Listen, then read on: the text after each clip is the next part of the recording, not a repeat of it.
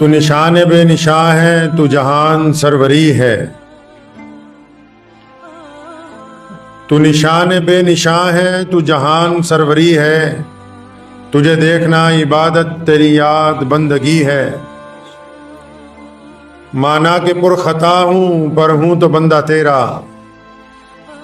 مانا کہ پر خطا ہوں پر ہوں تو بندہ تیرا. گر چاہے تو نبھا لے، تیری بندہ پروری ہے. 14 شعبان المعظم کا دن ہے.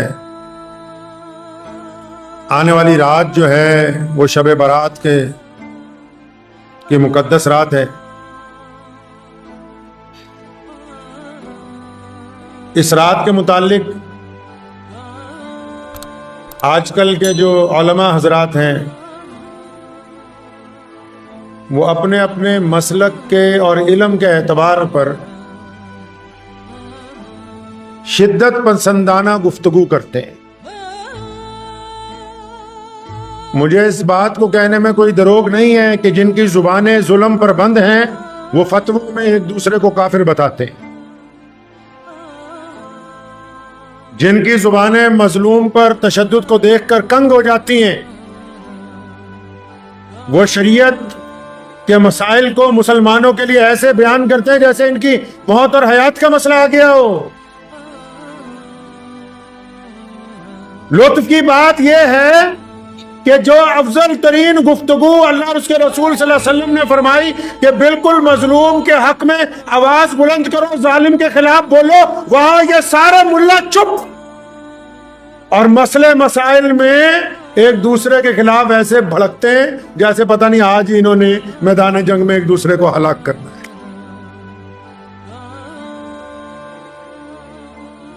عقیدے منجمد اپنی جگہ پر، عقیدے منجمد اپنی جگہ پر اماموں کی قبائیں لڑ رہی ہیں. عقیدہ تو اپنی جگہ کھڑا ہے، یہ لڑ رہے ہیں. اور کس سے؟ مظلوم پر ظلم کرنے والے کے خلاف نہیں نہیں نہیں نہیں نہیں نہیں. یہ آپس میں دستے گریبان ہیں، آپس میں دستے گریبان. اچھا عالم وہ ہوتا ہے جو اس بات کو تسلیم کرے کہ اس کا علم ابھی مکمل نہیں ہوا. بڑھیا بندہ وہ ہے اللہ کی نگاہ میں جو ساری زندگی اس بات کو تسلیم کرے کہ ابھی علم مکمل نہیں ہوا. کسی بات کی تحقیق میں اگر اس کو کچھ تھوڑے بہت شبہات ہوں، مغالطے ہوں، تو کوشش کرے کہ یہ جاری رہیں گی تاکہ میں اس کی تہہ تک پہنچا. یہ کیا بات ہوئی؟ کچھ لوگ کہتے ہیں شب برات کی کوئی حقیقت ہی نہیں، اور جو اس کی حقیقت بیان کر رہے ہیں وہ تو کہتے ہیں ڈھول بجاؤ، ناچو، بڑی بڑی لائٹیں لگاؤ، حلوے بناؤ، بازاروں میں پھرو، پٹاخے بجاؤ. حیرت کی بات ہے یہ شدت کے ساتھ منع کرنے والے بھی اپنی جگہ درست نہیں ہیں اور وہ شدت کے ساتھ شب برات منانے والے بھی اپنی جگہ درست نہیں. بھولے بھالے مسلمانوں کا بینڈ باجا بجا دیا ان لوگوں نے. یہ ساری بیماریاں ہمارے ملک میں ہی ہیں، باہر نہیں ہے کہیں. کیونکہ پتہ ہے نا یہاں تو مرید ہیں، سیاست میں بھی لوگ لوگوں کے مرید ہیں، مذہبی طور پر بھی لوگ لوگوں کے مرید ہیں. یہاں قرآن اور حدیث تو بعد میں دیکھا جاتا ہے، اپنے پیر کو پہلے دیکھا جاتا ہے. 14 شعبان کا دن گزرنے کے بعد جو رات آتی، پوری دنیا کے مسلمان اس کو نصف شعبان کی رات کے نام سے جانتے ہیں. پیارے نبی حضرت محمد رسول اللہ صلی اللہ تعالی علیہ وسلم نے متعدد احادیث میں، جن کی روایت امی عائشہ رضی اللہ تعالیٰ عنہ فرماتی ہیں، شعبان کی تعریف کی. اس مہینے کو رمضان کی آمد سے پہلے رسول اللہ نے اپنا مہینہ کہا کہ رمضان اللہ کا مہینہ ہے، فرمایا شعبان میرا ہے.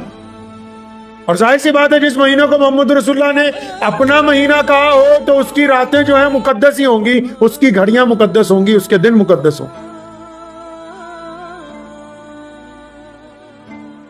ہم نے جو شب برات منانی شروع کی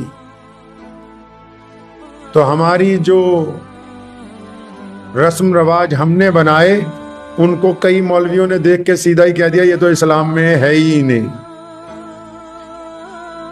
اور جنہوں نے کہا ہے انہوں نے بھی ساری ضعیف حدیثیں اکٹھی کر کے مسلمانوں کو کہا زور لگا دو، جتنے تم پٹھے کام کر سکتے ہو کر دو، بس رکنا نہیں۔ تو پھر شب برات کی حقیقت کیا ہے؟ وہ لوگ کیوں چپ ہیں جن کو حقیقت پتا ہے؟ وہ بتاتے کیوں نہیں کہ اس رات کو کیا کرنا کیا نہیں کرنا؟ دو گروپوں میں بٹے ہوئے ہیں، ایک کہہ رہا کچھ بھی نہیں کرنا تاکہ اس کو پتا میرے ساتھ ایسے لوگ ہیں جو چاہتے ہیں کچھ بھی نہیں کرنا، اور ایک ایسے ہیں جو کہتے ہیں بہت کچھ کرنا ہے تاکہ ان کو پتا ہم اپنی عوام کو اس لیے کچھ کر سکیں گے تاکہ یہ کہیں کہ واقعی ہمارا مولوی ٹھیک کر رہا ہے کہ اس رات بہت کچھ کرنا ہے۔ تو ہمیں نہ ان کی سننی ہے نہ ان کی سننی ہے، ہمیں محمد الرسول اللہ صلی اللہ علیہ وسلم کی سننی۔ اس بات میں کوئی دو رائے نہیں کہ شعبان کا مہینہ بڑی عزت والا ہے، بڑی برکت والا ہے۔ رسول اللہ صلی اللہ علیہ وسلم نے اس مہینے کو اپنا مہینہ بتایا تو یہی بہت بڑی بات ہے پہلے۔ پھر رسول اللہ صلی اللہ علیہ وسلم نے اس مہینے میں مستقل روزے رکھے ہیں۔ امی عائشہ رضی اللہ عنہا نے فرمایا کہ اس مہینے میں باقاعدہ حساب کتاب ہوتا ہے، اللہ تبارک و تعالیٰ کے یہاں آڈٹ ہوتا ہے، جیسے ہم دنیا میں آڈٹ کرتے ہیں مارچ کے مہینے میں، کہ کس نے سارا سال کیا کیا، کتنے پیدا ہوں گے، کتنے مر جائیں گے آئندہ سال میں۔ فرمایا میں چاہتا ہوں میرے رب کے سامنے جب اعمال جائیں تو وہ روزے دار کی حیثیت سے جائیں۔ نبی علیہ الصلوۃ والسلام نے اس رات کے متعلق کہا کہ جب بندہ اپنے رب سے مانگتا ہے تو اللہ تبارک و تعالیٰ اسے معاف کرنے کے لیے تیار بیٹھے ہیں۔ بالکل اس بات سے بالکل انکار نہیں کیا جا سکتا کہ حدیث کے مطابق یہ آنے والی رات مقدس نہیں ہے، بالکل مقدس ہے۔ اللہ تبارک و تعالیٰ آسمان دنیا میں اپنے جاہ و جلال کے مطابق، اپنے معیار کے مطابق جو کائنات میں سب سے زیادہ بلند ہے، تشریف فرما ہوتے ہیں بعد نماز مغرب ہی، اور پھر صبح تہجد کے وقت تک، فجر کی نماز تک اعلان ہوتا ہے بار بار کہ کوئی ہے مانگنے والا تو آج ہم سے مانگ لے، ہم اس کو دینے کے لیے تیار ہیں۔ امام ترمذی نے باقاعدہ اس پر باب باندھا ہے۔